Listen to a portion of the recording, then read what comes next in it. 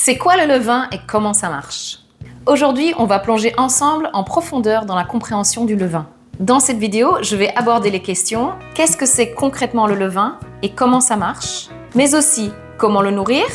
Comment savoir s'il est prêt à être utilisé? Et bien d'autres questions encore. Et tout ça pour obtenir un levain au top de sa forme, pour obtenir un beau pain bien levé et délicieusement bon. Je suis sûre qu'il y a des choses que vous ignorez encore peut-être sur le levain. Tu veux prendre les paris? Ok, pari tenu. Si vous apprenez quelque chose pendant cette vidéo, n'hésitez pas à me le laisser en commentaire ou de me laisser un pouce en l'air. Faites vos jeux, rien ne va plus. C'est parti! Welcome to my life, welcome to Madeleine and Phoebe. Ça fait maintenant plusieurs mois que je fais du pain au levain. Mais j'ai mis un petit peu de temps à commencer parce que je trouvais que c'était vraiment trop compliqué. Je trouvais tellement d'informations, parfois en plus contradictoires, que j'étais complètement embrouillée. Et finalement, quand je me suis lancée, j'ai décidé de le faire sans prise de tête, à ma façon. Donc je suivais plus ou moins les recettes, je faisais des pesées et des temps de levée plutôt approximatifs, et du coup j'ai eu des résultats de pain plutôt approximatifs aussi. Parfois les pains étaient bien levés, parfois pas du tout. Mais ils ont toujours été bons et ça me suffisait. Néanmoins, j'ai toujours noté ce que je faisais pour un jour m'inspirer des pains qui avaient été mieux réussis. Et c'est exactement ce que je conseille aux personnes qui débutent dans le voyage du pain au levain. Ne vous prenez pas la tête. Faites simple, l'important c'est de se lancer et de commencer à comprendre le processus, de sentir votre pâte, de tester, de noter ce que vous faites et de retester. Mais maintenant, je cherche à améliorer la régularité de mes pains. Et pour ça, j'ai fait pas mal de recherches pour comprendre tout le fonctionnement du levain. Et pour m'aider dans cette démarche, dans certaines parties de ma vidéo, je me suis inspirée de l'ouvrage « Le traité de boulangerie au levain » en 2 tomes, que je vous avais déjà présenté dans un de mes shorts, que j'avais reçu en cadeau. Et l'auteur de ces 2 livres, Thomas Théfri-Chambellan, a plusieurs casquettes. Il est en même temps biologiste, boulanger forcément, directeur de l'École internationale de boulangerie, mais aussi agriculteur bio et cofondateur de plusieurs boulangeries en France. Alors aujourd'hui, je partage avec vous mes expériences et mes trouvailles. Commençons par le commencement. C'est quoi le levain? Définition. Tout d'abord, le mot levain vient du latin levare, ce qui signifie lever. Voici sa définition au sens large. Le levain est une pâte, un mélange de farine et d'eau contenant des ferments naturels. Saviez-vous que la France est un des seuls pays à avoir légiféré sur le pain? En effet, il existe un décret pain qui date de 1993. Il reprend les règles à respecter si on veut utiliser le terme au levain pour vendre son pain. Donc c'est valable surtout pour la commercialisation du pain. Mais si vous faites votre pain à la maison et que vous voulez l'appeler au levain, au lapin ou au toin-toin, c'est pareil. C'est juste la famille qui va vous regarder d'un air bizarre. En gros, dans ce décret, le levain est défini comme étant une pâte composée de farine, de blé et ou de seigle, d'eau potable, heureusement, et éventuellement additionnée de sel. Cette pâte est soumise à une fermentation acidifiante dont la fonction est d'assurer la levée de la pâte. Vous pensiez sérieusement que vous alliez entendre parler d'un texte de loi en regardant une vidéo sur le pain au levain? Moi non. Maintenant qu'on connaît sa définition, le levain, à quoi ça sert? Pour moi, le levain, c'est un peu la colonne vertébrale du pain. C'est un des ingrédients clés pour la réalisation d'un beau pain qui a une belle levée. Mais pas que. Il est aussi à remercier pour cette délicieuse saveur acidulée associée au pain au levain. Pour fabriquer notre pain, on ajoute du levain dans un mélange de farine et d'eau et de sel. Et le processus de fermentation qui va se dérouler à l'intérieur de la pâte va notamment permettre le développement de différents arômes et l'expansion de la pâte, qui vont ensuite se traduire dans l'assiette par un pain bien aéré et terriblement goûteux. L'utilisation du levain dans la fabrication du pain est une pratique ancestrale qui existe depuis l'Antiquité. Elle est souvent comparée à l'utilisation de levure, plus communément utilisée aujourd'hui dans la plupart de nos boulangeries. En effet, le levain nécessite plus d'attention et la production de pain industriel préfère les levures qui sont plus contrôlables pour une question évidente de productivité et de rentabilité. Mais est-ce ce que vous recherchez, vous? D'ailleurs, connaissez-vous les nombreux avantages de manger du pain au levain maison? Si vous restez avec moi jusqu'au bout de cette vidéo, je vous dévoilerai tous les bienfaits du pain au levain que j'ai soigneusement répertoriés. Passons donc à la suite. Le levain, comment ça marche? Dans les grandes lignes, on mélange de la farine et de l'eau. Et dans la pâte créée, des micro-organismes vont se développer. Je vous les présente, ce sont principalement les bactéries lactiques et les levures sauvages. À intervalles réguliers, on vient nourrir ces micro-organismes avec de la farine et de l'eau pour qu'ils restent en bonne santé. Chaque repas s'appelle un rafraîchi. Je rentrerai plus en détail sur les micro-organismes et sur les rafraîchis plus tard dans la vidéo. Mon but ici n'est pas de vous expliquer comment faire un levain, mais plutôt de vous expliquer concrètement ce qui se passe à l'intérieur de votre levain pour que vous puissiez le réussir à chaque fois. Néanmoins, vous pouvez retrouver la recette exacte dans ma vidéo Le levain naturel. Je vous la mettrai en description. Comment obtenir un beau levain? On a vu que la flore de notre levain est composée principalement de 2 types de micro-organismes, les bactéries lactiques et les levures qui sont responsables chacun de fermentations différentes. En gros, dans notre pâte, ce mélange de farine et d'eau, on a un petit élevage de micro-organismes. Et dans notre mini-ferme personnelle, on cherche à créer une stabilité entre les différents individus, entre les bactéries et les levures, pour que tout le monde soit content. En effet, plus nos micro-organismes sont heureux et en bonne santé, plus on aura un beau levain, plus on aura de chances de réussir notre pain. C'est win-win, gagnant-gagnant. Et si tout va pour le mieux, si leurs conditions et exigences sont remplies, les levures et les bactéries lactiques vont en plus coloniser entièrement toute notre mini-ferme. Quasi aucun autre organisme extérieur ne pourra venir coloniser notre levain.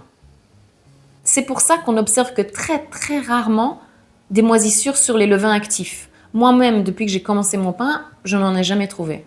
Donc pour obtenir un beau levain, il faut simplement répondre aux exigences de nos micro-organismes. Et quelles sont ces exigences? Tout d'abord, il y a les exigences nutritionnelles, ensuite les exigences d'hydratation et enfin les exigences de température. Commençons par les exigences nutritionnelles ou comment nourrir mon levain. Pour comprendre comment les micro-organismes contenus dans le levain se nourrissent, on va d'abord s'intéresser aux nombreux ingrédients qu'on utilise pour fabriquer un levain. J'ai nommé la farine, l'eau et c'est tout. Ah, t'es sûr, c'est tout? Oui, c'est tout. Mais dans ta vidéo sur le levain naturel, tu as aussi utilisé du miel. Effectivement, il s'agit d'un booster qu'on peut utiliser pour commencer un levain, mais on va s'intéresser ici à la farine et à l'eau et c'est déjà pas mal. Commençons par le premier ingrédient, la farine. La farine est une poudre obtenue par le broyage de grains de céréales. Facile. Il existe différents types de céréales et différents types de farine. Mais ça, je vous l'expliquerai dans une vidéo ultérieure. Je la mettrai en description dès qu'elle sera prête. Ici, nous allons nous concentrer sur les farines de blé et surtout sur la farine de seigle. Ce sont les farines les plus communément utilisées pour faire du levain. Et c'est aussi ceux qui sont mentionnés dans le décret pain. Effectivement. La farine obtenue par broyage des grains de céréales contient l'aliment principal de nos micro-organismes, les sucres. Il est important de choisir une farine de qualité. Tout d'abord bio, évidemment parce que les micro-organismes et les pesticides, ça ne fait pas bon ménage. Mais aussi une farine plutôt complète ou semi-complète parce qu'il y aura plus de ferments naturels et ce sera plus facile pour faire votre levain. D'ailleurs, si vous débutez dans la fabrication du levain, je vous conseille d'utiliser de la farine de seigle. Pourquoi je conseille la farine de seigle pour faire du levain? Parce que la farine de seigle a plusieurs avantages sur la farine de blé. Premièrement, elle est naturellement plus riche en sucre, donc elle fermente plus facilement. Deuxièmement, elle permet de fixer l'eau, ce qui veut dire qu'on va avoir des temps de pic de fermentation qui sont plus longues, donc on aura plus de chances de l'utiliser au bon moment. C'est pour ça que dans ta dernière vidéo sur le levain que tu utilises après pic de fermentation, ton pain a quand même levé, c'est possible. Et troisièmement, les farines de seigle sont généralement très aromatiques. Tout ceci en fait une farine idéale pour commencer un levain. Est-ce que je peux mélanger plusieurs farines différentes dans mon levain? Habituellement, moi, je n'utilise que de la farine de seigle, mais un jour, si je dois faire du pain et que j'ai plus de farine de seigle, j'utiliserai la farine que j'ai dans ma maison, dans mon arrière-cuisine. D'ailleurs, j'ai fait une vidéo où je teste différentes farines pour faire des levains. Elle sera bientôt sur ma chaîne, je la mettrai aussi en description. Donc oui, on peut tout faire. Le levain est très résilient, c'est-à-dire qu'il s'adapte et il s'épanouit plutôt facilement. Mais sachez simplement que si vous utilisez une farine différente, il faudra juste un petit peu de temps pour que les micro-organismes s'ajustent et s'adaptent. Donc prévoyez juste 2 ou 3 réfléchis supplémentaires pour que tout votre levain retrouve une stabilité entre les populations de ferments. Ensuite, passons à l'exigence numéro 2 des micro-organismes, les exigences d'hydratation. Comment hydrater mon levain? Nous allons donc parler du deuxième ingrédient qu'on utilise pour faire le levain, l'eau. L'eau, une molécule indispensable pour tout organisme vivant. Et étant dans les Pyrénées-Orientales, on le voit d'autant plus puisque durant les périodes de sécheresse, on voit la nature qui souffre de stress hydrique. Mais heureusement, en début d'été, on a eu pas mal de pluie, donc tout a reverdi. On sait que les grains de céréales peuvent être conservés pendant des dizaines, voire des centaines d'années. Sauf si les graines rentrent en contact avec de l'eau. Pourquoi? Parce que celle-ci va déclencher un processus biologique qui va amener la graine à la germination. C'est donc au contact de l'eau que tous les processus biologiques vont démarrer et c'est évidemment la même chose dans notre levain. L'eau que vous utilisez pour faire votre levain doit être potable, bien sûr, mais surtout elle doit être non chlorée. Parce que de l'eau chlorée, c'est comme des graines de céréales avec pesticides. Les micro-organismes, ils n'aiment pas ça. Pour obtenir de l'eau non chlorée à partir de l'eau de votre robinet, laissez simplement le verre d'eau sur le comptoir pendant plusieurs heures afin que le chlore s'évapore. Ou alors, vous pouvez aussi utiliser des filtres à charbon qui marchent très bien aussi. Sinon, encore comme nous, on utilise de l'eau de notre forage. Potable, bien sûr. Le levain peut être plus ou moins liquide en fonction de vos besoins et de votre utilisation. Sachez simplement que si vous voulez être plus précis dans la fabrication de votre levain et de votre pain, il est important de connaître le taux d'hydratation de votre levain. Le taux d'hydratation de votre levain, c'est simplement le rapport entre la quantité d'eau et la quantité de farine qu'il contient. Dans ma vidéo sur le levain naturel, je vous conseille d'utiliser la même quantité d'eau et de farine. Ça s'appelle une hydratation à 100%. Parce qu'on a la même quantité d'eau et la même quantité de farine. Enfin, passons à la troisième et dernière exigence. Quelle température pour mon levain? Vous avez peut-être remarqué que votre levain fermente plus vite en été qu'en hiver, ou alors qu'il lève un petit peu plus doucement plus vous l'éloignez du radiateur. La température influe sur la vitesse de fermentation de notre levain. Et c'est normal parce que les micro-organismes réagissent différemment en fonction de la température qui les entoure. Si on maîtrise la température de notre pâte, on peut stabiliser la population de bactéries et de levures, et particulièrement contrôler leur vitesse de développement. Prenons un graphique pour comprendre l'activité des levures et des bactéries en fonction de la température. Pour les bactéries, on observe qu'elles sont quasi inactives en dessous de 10 degrés, puis leur activité croît de manière nette entre 20 et 30 degrés. Leur activité à leur pic entre 30 et 35 degrés, puis elles chutent considérablement avant qu'elles ne meurent de chaud dans les températures plus élevées. Si on compare le graphique maintenant des bactéries aux levures, on constate que les levures sont plus actives que les bactéries en dessous de 10 degrés. Leurs activités croissent parallèlement entre 20 et 30 degrés. Et comme pour les bactéries, l'activité des levures décroît après 35 degrés. Qu'est-ce que ça veut dire concrètement pour notre levain? Parce que c'est bien beau les graphiques, mais bon, moi en pratique, je voudrais savoir comment ça m'aide. Voici les 3 points principaux à retenir. Tout d'abord, le graphique nous indique que la température idéale pour la fermentation de notre levain se trouve entre 20 et 30 degrés. Et plus on se rapproche des 30 degrés, plus la fermentation sera rapide. Ensuite, on peut en déduire que la mise au frigo de notre levain va ralentir l'activité de nos micro-organismes. D'ailleurs, les bactéries vont carrément cesser leur activité, même si les levures, elles vont continuer à fermenter lentement. Ceci explique pourquoi il est indispensable de faire un ou plusieurs rafraîchis avant d'utiliser notre levain. Parce que les populations de ferments naturels seront déséquilibrés et on va perdre de qualité gustative et de qualité fermentaire. Et enfin, troisièmement, les ferments ne supportent pas une chaleur élevée. C'est pourquoi il est important de ne pas laisser fermenter votre levain au soleil ou directement à côté d'un feu de bois par exemple, sous peine de tuer toute la population. Nous allons prendre notre loupe et nous allons aller voir ce qui se passe exactement dans notre mini-ferme de micro-organismes. Que sont ces micro-organismes et qu'est-ce qu'ils font dans le levain? Les micro-organismes contenus dans le levain sont donc des ferments naturels, ça on l'a vu. Mais qu'est-ce que ça veut dire concrètement? On a vu que c'était des bactéries lactiques et des levures sauvages, et que chaque population va avoir un rôle différent dans la fermentation de notre levain. Si vous vous souvenez, ou peut-être pas, dans notre décret pain, il était question de 2 notions importantes. La levée de la pâte et la fermentation acidifiante. Commençons par la levée de la pâte. Celle-ci se fait surtout grâce aux levures. Ces levures sont en fait des petits champignons. Évidemment, ils sont microscopiques, alors ne pensez pas qu'en faisant du levain, vous allez pouvoir vous faire des omelettes au cèpe. Les levures transforment les sucres contenus dans la farine en alcool et en CO2. Pour l'alcool, aucun risque d'être recalé par un éthylotest, même si vous faites une razzia dans la boîte à pain. puisque tout l'alcool va s'évaporer lors de la cuisson du pain.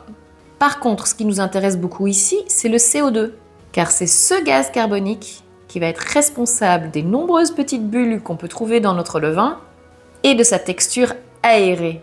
D'ailleurs, la plupart des levures industrielles se concentrent sur ce gaz carbonique, parce que c'est lui le garant d'une levée régulière de la pâte. Et c'est sûr que si vous voyez un pain raplapla comme le mien sur les étals de la boulangerie, c'est pas sûr que vous l'achetiez. Par contre, le CO2 est totalement insipide et ne transmet aucune qualité gustative. C'est là que rentrent en jeu les levures de notre levain. C'est sûr, elles sont différentes de la levure de boulangerie parce qu'elles ont un pouvoir de fermentation qui est moindre. Mais par contre, elles ont un autre super pouvoir. Elles sont capables de cohabiter avec les bactéries lactiques. Et ce qui donne le bon goût acidulé à notre pain au levain, je vous le donne en mille, c'est les bactéries lactiques. Passons du coup à la deuxième notion importante dans le décret pain, la fermentation acidifiante. Vous l'avez compris, l'acidité est un composant essentiel de notre levain. C'est elle qui donne entre autres les arômes acidulés caractéristiques du levain. Cette acidité est possible par l'action des bactéries lactiques. L'action des bactéries lactiques va transformer les sucres contenus dans la farine en différentes acidités. L'acidité lactique, que vous connaissez bien, c'est celle qu'on retrouve dans les yaourts, mais aussi en acide acétique. Ça, c'est une acidité qu'on retrouve plutôt dans le vinaigre, qui est un petit peu plus brutale et qui même fait un petit peu saliver. Et enfin, les bactéries produisent aussi des résidus aromatiques. Maintenant, d'où viennent ces bactéries lactiques et ces levures? Vous avez peut-être déjà la réponse si vous avez regardé ma vidéo sur le levain naturel, mais chut, pour ceux qui ne le savent pas encore. Les différentes populations de bactéries et de levures sont présentes partout. Dans la farine, dans l'eau, sur vos ustensiles, sur vos mains et dans toute l'atmosphère qui entoure votre levain. Il n'y a aucun ensemencement extérieur ajouté volontairement dans le levain naturel. Mais cette notion-là, on la verra un petit peu plus tard dans la vidéo. D'ailleurs, petit aparté, je voulais juste mentionner que parfois sur Internet, on voit des levains qui débordent de leur contenant comme la lave d'un volcan. Souvent, c'est des personnes qui ont ajouté de la poudre à lever à l'intérieur. Donc, si vous voyez ça et que votre levain ne fait pas pareil, ne vous découragez pas, c'est normal. Même si parfois, il peut quand même déborder. Donc, vous l'avez compris, mon levain, votre levain et le levain de tous nos voisins, tous, ils vont être différents. Parce qu'ils sont colonisés par des populations de ferments naturels qui existent dans l'atmosphère qui l'entoure. Et donc, c'est spécifique à chacun. Ça paraît tout à fait incroyable, mais c'est tout à fait logique. Bon, ça y est, je craque. C'est vrai, j'ai appris quelque chose. Si vous aussi, vous avez appris quelque chose, n'hésitez pas à me laisser un petit pouce en l'air ou un commentaire. Et si vous n'avez pas encore appris quelque chose, la vidéo n'est pas encore finie. Passons maintenant au rafraîchi. C'est quoi rafraîchir un levain et à quoi ça sert? En français, on parle de rafraîchi de levain. En anglais, on parle de fading. Mais c'est la même chose, c'est simplement nourrir son levain. En effet, pour conserver un levain en bonne santé, on doit répondre aux exigences des micro-organismes qui le colonisent. Et c'est notamment au moment du repas, du rafraîchi, qu'on va pouvoir s'occuper du bien-être des bactéries et des levures. Faire un rafraîchi consiste à apporter de la farine et de l'eau à notre levain, mais aussi de l'oxygène. Le but est d'activer et de développer les populations de micro-organismes existants.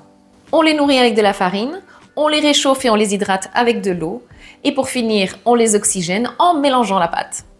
Dans ces conditions, nos petites bêtes vont joyeusement se multiplier et se reproduire, et ainsi la moyenne d'âge de la population va rajeunir. Et ce qu'il faut retenir, c'est que plus la population de notre élevage de micro-organismes va être jeune et bien nourrie, plus elle va être active.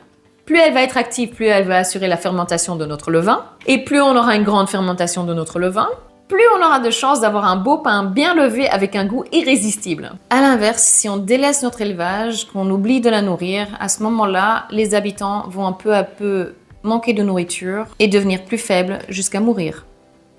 C'est pourquoi les rafraîchis sont vitaux. Mais concrètement, comment faire un rafraîchi? Pour chaque rafraîchi, vous allez ajouter de l'eau non chlorée, j'insiste lourdement, plutôt à environ 30 degrés de température, pour bien activer les ferments. Et de la farine bio, de seigle de préférence, ce sera plus facile pour faire votre levain, surtout pour les débutants. Mais en quelle quantité?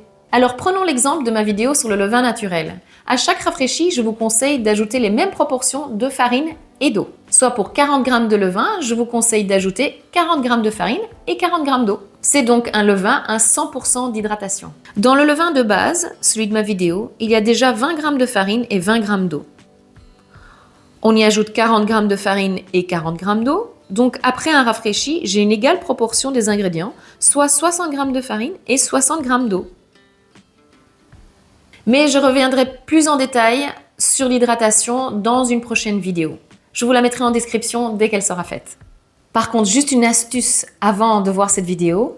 Si vous ne voulez pas que la fermentation de votre levain soit trop rapide, si par exemple vous la nourrissez le soir et que vous n'allez l'utiliser que le lendemain matin, je vous conseille de diminuer la quantité de levain par rapport à la quantité de farine et d'eau que vous allez ajouter. Par exemple, au lieu d'utiliser 40 g de levain pour 40 g de farine et 40 g d'eau, vous pouvez très bien utiliser 10 g de levain avec 40 g de farine et 40 g d'eau. La fermentation sera plus lente. Mélangez bien le tout, le levain, la farine et l'eau, pour bien amalgamer les ingrédients et pour que tous les micro-organismes soient bien répartis. Un mélange énergique va leur permettre d'avoir un accès facile à leur alimentation, mais aussi va leur permettre d'être bien oxygénés. C'est aussi un facteur important d'une fermentation réussie. Ensuite, laissez votre levain fermenter entre 20 et 30 degrés dans un endroit sec sans courant d'air et sans contact direct du soleil qui pourrait trop augmenter la température. Moi, j'utilise un thermomètre que je place près de mon levain lorsqu'il est en train de fermenter. Comme ça me donne une idée de quand je vais pouvoir commencer à préparer ma pâte à pain.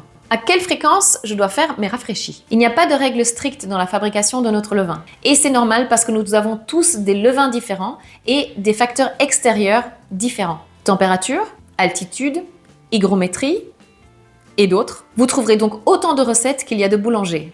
À vous de trouver celle qui vous convient le mieux. Le déroulement que je vous propose dans cette vidéo, c'est celle que j'ai utilisée pour faire mon dernier levain. C'est celui de la vidéo sur le levain naturel que vous pouvez retrouver sur ma chaîne. Lors de la phase initiale de démarrage de votre levain, je vous conseille de faire un rafraîchi toutes les 24 heures, au moins pendant les 6 premiers jours. Et à partir du 7e jour, vous pouvez faire des rafraîchis entre 12 et 6 heures d'intervalle juste avant de faire votre pain. Une fois que votre levain est stable et en vitesse de croisière, ça dépend entièrement de vous et de votre utilisation. Est-ce que vous utilisez votre levain tous les jours pour faire du pain ou pour faire d'autres recettes? Ou au contraire, vous ne l'utilisez qu'une fois par semaine ou même peut-être moins? Peu importe, il faut systématiquement faire un rafraîchi avant de faire un pain. Ceci pour que les ferments naturels soient au plus actifs pour pouvoir faire une belle levée de votre pain.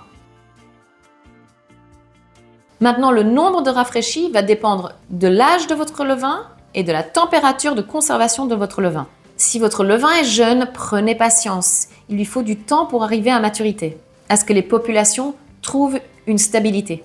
Dans tous les cas, si vous laissez votre levain sur le comptoir à température ambiante, vous devrez le rafraîchir idéalement tous les jours. Donc, à la question « Est-ce que je peux mettre mon levain au frigo entre deux pains ?» La réponse est oui, évidemment. Généralement, quand on ne fait pas de pain tous les jours, il est même conseillé de mettre son levain au frigo entre deux pains pour ralentir l'activité des ferments naturels. On sait que le levain est colonisé par les micro-organismes. Ces êtres vivants ont besoin de manger pour rester en vie, donc il faut les nourrir. Et quand ils ont épuisé toute leur nourriture, il faut les nourrir encore et encore pour ne pas qu'ils dépérissent. On a vu qu'à température ambiante, il fallait nourrir quasi quotidiennement votre levain. Si vous faites du pain tous les jours ou que vous utilisez votre levain tous les jours pour d'autres recettes, ça ne pose pas de problème. Mais à l'inverse, si vous n'utilisez pas le levain tous les jours, vous allez avoir beaucoup de rejets de levain et ce serait du gâchis, c'est dommage. L'autre solution, c'est de mettre votre levain au frigo entre deux utilisations. Le froid va ralentir l'activité des micro-organismes et donc les repas peuvent être plus espacés. Vous pouvez le laisser 1 voire 2 semaines au frigo sans faire de rafraîchis, mais sachez simplement que quand vous voudrez faire votre pain, il faudra faire un ou plusieurs rafraîchis pour retrouver l'équilibre entre les populations de ferments naturels. Car comme nous l'avons vu précédemment, les levures vont ralentir leur activité au froid, mais les bactéries vont cesser complètement leur activité. Seuls des rafraîchis successifs, considérés comme des phases de réveil, peuvent ramener une stabilité entre bactéries et levures. Et c'est cette stabilité qui sera en partie responsable de la belle levée d'un pain et de son bon goût aromatisé. Pour retrouver cette stabilité, vous pouvez vous appuyer plus ou moins sur les horaires suivants. Si vous laissez votre levain plus de 12 heures au froid, il faudra sans doute faire 2 rafraîchis. Si vous laissez plus de 48 heures au frigo, faites au moins 3 rafraîchis ou jusqu'à ce qu'il soit prêt à être utilisé. Évidemment, vous ne trouverez pas votre moment idéal tout de suite. Il faut tester et retester. Soyez patient, le chemin du levain est un long voyage. Ce qui nous amène à la question suivante. Comment savoir si mon levain est prêt à être utilisé ? L'important dans un premier temps, c'est d'observer le comportement de votre levain. Si vous voulez être précis, vous pouvez noter à chaque rafraîchi le taux d'hydratation de votre levain et la température ambiante. Ensuite, vous allez observer la fermentation. Notez le temps que votre levain va mettre pour doubler de volume. Ensuite, regardez après combien de temps il va redescendre. Ainsi, vous aurez sa phase d'ascendance, son pic de fermentation, qui peut durer plus ou moins longtemps, et après, vous aurez sa phase descendante. Ça va vous aider grandement pour la suite. Il y a donc plusieurs choses à regarder pour savoir si votre levain est prêt à être utilisé. Le premier indicateur, c'est s'il contient des bulles et s'il a au moins doublé de volume. Moi, je mets un élastique autour du pot de mon levain. Mais vous pouvez simplement faire une trace au marqueur sur le contenant pour marquer sa hauteur de départ. Si le premier indicateur est validé, le deuxième à vérifier, c'est si le levain est arrivé à son pic de fermentation. Pour mieux vous expliquer cette notion, je vous montre ici l'évolution du volume d'un levain. Tout d'abord, il va gonfler, puis après un temps plus ou moins long, il va retomber. L'idéal est de l'utiliser avant qu'il ne redescende. Comme je l'ai dit précédemment, la farine de seigle offre une fenêtre d'opportunité plus longue avant la phase descendante. C'est une des raisons de pourquoi je vous conseille d'utiliser la farine de seigle pour faire votre levain, surtout si vous débutez. Lorsque le levain a au moins doublé de volume et qu'il est à son pic de fermentation, le dessus de votre levain doit être bombé. Et vous devriez même commencer à avoir des bulles qui éclatent à sa surface. À l'inverse, si le dessus est concave, ça veut dire qu'il est entré dans la phase descendante, il ne faut pas tarder à l'utiliser. Troisièmement, vous pouvez effectuer un test de flottaison, c'est-à-dire que vous allez prélever un petit peu de votre levain et le mettre dans un verre d'eau froide. Si votre levain flotte, c'est qu'il est aéré, vous pouvez l'utiliser. Mais attention, le test de flottaison seul ne permet pas de dire que votre levain n'est pas en phase descendante. Je vous le montre d'ailleurs dans ma vidéo sur le levain que j'utilise après son pic de fermentation. Quatrième et dernièrement, utilisez vos sens. À l'œil, vous devez voir des bulles apparaître dans le levain. Et à son pic de fermentation, vous devez commencer à voir les bulles de la surface qui commencent à éclater. Quand vous remuez délicatement le levain, est-ce que vous entendez les petites bulles qui commencent à éclater ? Un peu comme les bulles dans un bain moussant. Et surtout, sentez votre levain. Il doit avoir une odeur de fermentation. Ça peut aller de l'odeur de vinaigre jusqu'à une odeur légèrement alcoolisée et même parfois jusqu'à l'odeur d'un vernis à ongles. Chaque levain aura une odeur différente et une odeur différente en fonction de son stade de fermentation. Simplement, s'il a une odeur de farine mouillée, c'est qu'il n'est pas du tout prêt à être utilisé. En ce moment, je suis justement en train de faire des tests sur les odeurs, sur mes levains, en fonction de leur phase de fermentation. J'ai pu noter jusqu'à présent des odeurs de pommes ou de bananes, mais aussi des odeurs plus aigres comme le vinaigre de Xérès ou alors évidemment de l'alcool. Et d'ailleurs, la dernière sentait même la bière. Faites le test et notez aussi tout ce que vous sentez. Vous pouvez même goûter la pâte pour affiner les saveurs. Surtout, notez tout. Et notez exactement l'odeur qu'a votre levain quand il est au pic de sa fermentation, quand vous allez l'utiliser. Ça pourra vous servir pour vos prochains pains. Ça peut par exemple vous indiquer le moment idéal pour votre levain. Parce que je le répète, chaque levain est différent et il évolue différemment en fonction de son endroit de fabrication et de fermentation. Et chaque levain évolue différemment en fonction de facteurs extérieurs qui sont plus ou moins contrôlables. Votre odorat, lui, ne vous ment pas, sauf si vous avez un rhume. Voyons la différence maintenant entre le levain et la levure. Ce sont tous les deux des agents levants qui vont nous aider à faire gonfler une préparation. Tout d'abord, commençons par ce qu'on connaît tous, la levure chimique. C'est celle qu'on utilise dans les pâtisseries et qu'on retrouve facilement dans le commerce. Dans les faits, le terme de levure est galvaudé, puisque dans cette poudre chimique, il n'y a aucune levure. Elle est composée de bicarbonate de sodium, d'un agent acide et d'amidon. Son utilité réside dans sa capacité à gonfler une pâte grâce à la libération de gaz carbonique lors de sa détérioration. Mais aucun processus biologique n'entre en jeu puisqu'elle ne contient aucun être vivant et elle n'amène aucun intérêt gustatif. Ensuite, il faut différencier la levure et les levures. La levure au singulier est un terme souvent employé pour la levure de boulangerie ou la levure boulangère. Vous pouvez également le retrouver dans votre supermarché local. Elle sert d'agent de fermentation dans la fabrication du pain. Elle est issue d'une souche de levure vivante qui est mise en culture par un industriel. Et la souche sera sélectionnée en fonction de ses caractéristiques, en fonction de sa possibilité de produire beaucoup de gaz carbonique ou alors sa résistance au froid. Et d'autres raisons également. Ceci pour faciliter et standardiser la fabrication du pain sur une grande échelle. On peut les retrouver sous différentes formes, liquides, pâteuses ou même lyophilisées. À l'inverse, le mot levure au pluriel correspond plus aux levures sauvages. C'est des petits micro-organismes qui vivent dans notre environnement. Ils existent naturellement dans les farines, dans l'eau, dans les ustensiles qu'on va utiliser et dans l'air ambiant. Ce qui nous amène au levain. Le levain est aussi utilisé comme agent de fermentation dans la fabrication du pain. Mais à l'inverse de la levure de boulanger, c'est un mélange de farine et d'eau à l'intérieur duquel il va y avoir des ferments naturels. Ces ferments sont, comme on a vu, des bactéries lactiques et des levures sauvages. Le levain est apprécié notamment pour les bienfaits qu'il apporte à la santé et pour les arômes qu'il distille dans le pain. Il en existe plusieurs, les voici. Vous avez peut-être entendu parler du levain naturel, du levain Panère, du levain tout point, du levain chef, etc., etc. On peut commencer par classer les levains en fonction de leur composition de base. On commence par le levain Panère. Il s'agit du levain qu'on utilise pour la préparation du pain, donc c'est celui qui nous intéresse ici. Mais pour info, il existe aussi d'autres levains comme le levain de gingembre, de lait, etc. Ensuite, on peut classer les levains en fonction de leur consistance. Les levains durs et les levains liquides.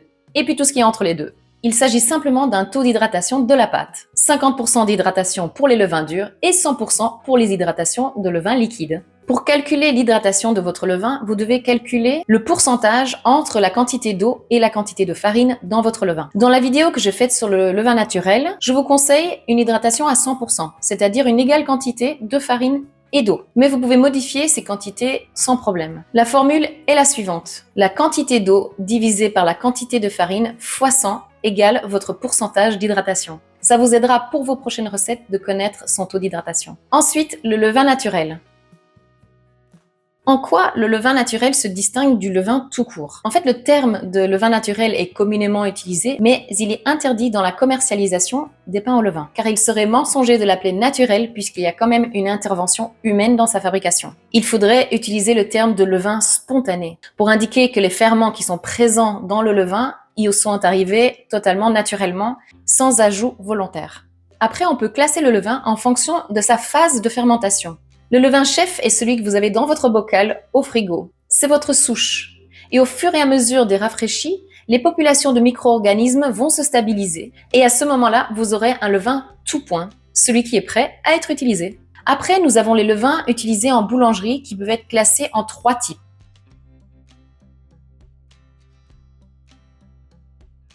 Le type 1 correspond à des levains traditionnels, dits naturels ou spontanés, dont les populations de micro-organismes demeurent actifs grâce à des rafraîchis successifs. Les levains de type 2 et 3 nous intéressent moins parce qu'ils sont fabriqués de façon industrielle. Ils ont l'avantage d'être plus faciles d'utilisation pour les boulangers, mais les processus par lesquels ils passent tuent une partie des micro-organismes. Ceux-ci sont quasiment ou totalement inactifs et l'utilisation de la levure boulangère devient indispensable pour pouvoir lever les pains. Dans le livre Le traité de boulangerie au levain, l'auteur Thomas Théfri-Chambellan, boulanger et biologiste, nous dit ceci. Pour conclure, seuls les levains de type 1, levain naturel, s'emploient seuls et sans ajout de levure boulangère. S'ils sont les plus contraignants à entretenir, ils sont aussi les seuls à assurer conjointement les fonctions fermentaires et aromatiques attendues lors de la fabrication du pain. Comme dans de nombreux domaines, des alternatives industrielles et commerciales cherchent à faciliter le travail des artisans en supprimant les contraintes fortes, mais on constate, comme souvent, que ces tentatives restent imparfaites. Les résultats obtenus ne sont pas, dans ce cas, à la hauteur du savoir-faire traditionnel. Ce qui nous amène aux bienfaits du pain au levain naturel. Tout d'abord, les bienfaits sur la santé. La prédigestion du gluten. En effet, certaines bactéries contenues dans le levain favorisent la dégradation du gluten sur des fermentations longues, ce qui va rendre le pain plus digeste. Un indice glycémique inférieur. En effet, nos pains au levain sont forcément moins riches en sucre. Une meilleure assimilation des minéraux. En effet, les céréales contiennent naturellement l'acide phytique qui normalement freine l'assimilation des minéraux dans notre corps. Certains composants du levain vont venir neutraliser cet acide et donc permettre un meilleur apport en fer, en zinc et en magnésium. Une teneur en fibres supérieure, puisque généralement les pains au levain sont fabriqués avec des céréales plus complètes, et une teneur en sel réduite. En effet, le levain confère des arômes intéressants au pain. A l'inverse, les pains aux levures ont moins de saveur, donc on va venir augmenter la proportion de sel, simplement pour son rôle d'exhausteur de goût. Ensuite, nous avons les intérêts gustatifs. Le pain au levain combine une texture dense, mais en même temps une mie alvéolée. Pensez à la différence de texture entre votre pain au levain et une baguette achetée au supermarché. La mâche est différente, non? Ensuite, le levain apporte un goût acidulé au pain. En effet, de nombreux composés volatiles aromatiques se développent lors de la fermentation. Selon les levains et selon les températures, les acides vont se manifester différemment. C'est pourquoi nos levains n'ont pas du tout la même odeur. À vous de découvrir les odeurs et les arômes de votre levain. Laissez-moi en commentaire les arômes que vous avez pu détecter. Après, nous avons les avantages de la conservation. Le levain est un milieu stable et le pain au levain peut être conservé plus longtemps que des pains aux levures. Vous pouvez les garder au moins une semaine et voire au-delà, car il rassit beaucoup plus lentement. J'ai aussi trouvé qu'il se congèle et se décongèle beaucoup mieux qu'un pain à la levure. En effet, il ne se délite pas à la découpe et une fois décongelé, on a presque l'impression que le pain vient juste d'être fait. Et enfin, les autres avantages liés à la fabrication du pain au levain sont peut-être un petit peu moins évidents pour tout le monde, mais ils étaient suffisamment importants pour moi pour que je vous les confie ici. Le levain nous amène la curiosité sur notre nourriture, à observer et comprendre ce qu'on mange.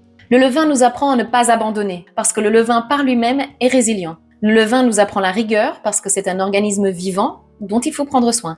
Le levain nous apprend aussi l'humilité, parce qu'on ne peut pas tout contrôler. Le levain nous apprend la patience, parce que c'est un processus long. Le levain nous apprend aussi la tolérance, parce que parfois ça marche pas du tout. Et le levain nous amène une certaine sérénité. Elle n'a pas l'air très sereine. Et le levain nous aide à aiguiser nos 5 sens.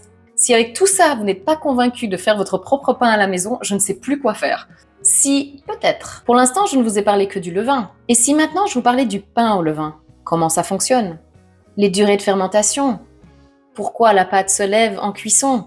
Combien de temps? Quelle température? Comment avoir une belle croûte bien dorée? Comment avoir une mie bien alvéolée? Ça pourrait terminer de vous convaincre? Alors peut-être je vais vous préparer une petite vidéo. Bon, il me faut un peu de temps pour faire mes recherches, mais promis, je vous prépare ça. En attendant, si vous voulez déjà commencer à faire votre pain au levain à maison, n'hésitez pas à aller voir les autres vidéos sur ma chaîne. Et surtout, soyez patient, ne vous prenez pas la tête, servez-vous de vos sens, notez tout et surtout, régalez-vous. See you soon, guys!